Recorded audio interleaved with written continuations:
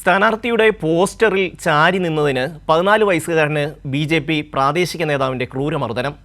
സംഭവം തിരുവനന്തപുരം കാലടി സൗത്തിലാണ്. BJP സ്ഥാനാർത്ഥി രാജീവ് ചന്ദ്രശേഖറിൻ്റെ പോസ്റ്ററിൽ ചാരി നിന്നതിനാണ് കുട്ടിയെ മർദ്ദിച്ചത്. മർദ്ദനത്തിൽ കുട്ടിക്ക് സാരമായ പരിക്കേറ്റു. വിവരങ്ങളുമായി സുലേഖ ചേരുന്നു. സുലേഖ, എന്തൊക്കെ വാർത്തകളാണ് ഈ പുറത്തു വരുന്നത്? ഒരു പയ്യൻ ഒരു പോസ്റ്ററിൽ ചാരി നിന്നതിന് ക്രൂരമായി മർദ്ദിക്കപ്പെടുകയാണ്. എന്താണ് വിശദാംശങ്ങൾ?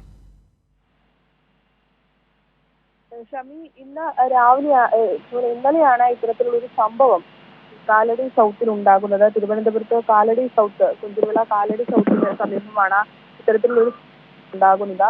ഈ കുട്ടിയുടെ കുടുംബം വാടകയ്ക്ക് നിൽക്കുന്ന വീടിന് പുറത്താണ് ഇത്തരത്തിലുള്ളൊരു സംഭവം ഉണ്ടായത്. വീടിന് പുറത്ത് മതിലിനോട് ചേർന്ന് ചാരി നിൽക്കുകയായിരുന്നു ഈ കുട്ടി, 14 വയസ്സുകാരൻ.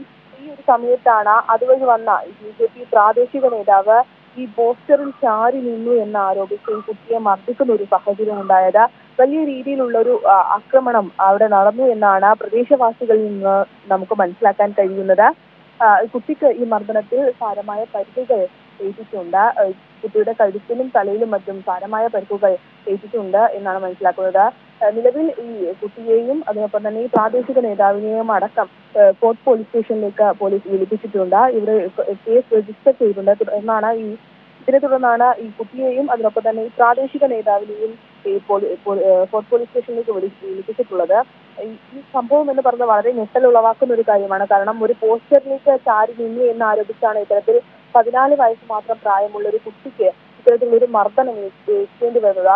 ഇതുപോലെ തന്നെ ഈ BJPയുടെ ഒരു അക്രമ സ്വഭാവം അത് വെളിവാക്കുന്ന ഒരു സംഭവമാണ് എന്ന് നമുക്കിത് ഇവിടെ പറയാൻ കഴിയും. കാരണം അത്രത്തോളം ഈ BJP തങ്ങളുടെ പ്രചരണം ഈ പോസ്റ്റർ ചാരുന്നതിന് പോലും ഇത്തരത്തിലുള്ള വലിയ രീതിയിലുള്ള അക്രമമാണ് BJP അഴിച്ചുവിടുന്നതെങ്കിൽ ഇനി എന്തൊക്കെ കാണാൻ കിടക്കുന്നു എന്നുള്ള ഒരു കാര്യത്തിൽ നമുക്ക് ആശങ്കപ്പെടേണ്ടതുണ്ട്. അത്തരത്തിൽ വലിയ രീതിയിൽ ഞെട്ടലുളവാക്കുന്ന ഒരു കാര്യമാണ് ഇന്ന് ഉണ്ടായി.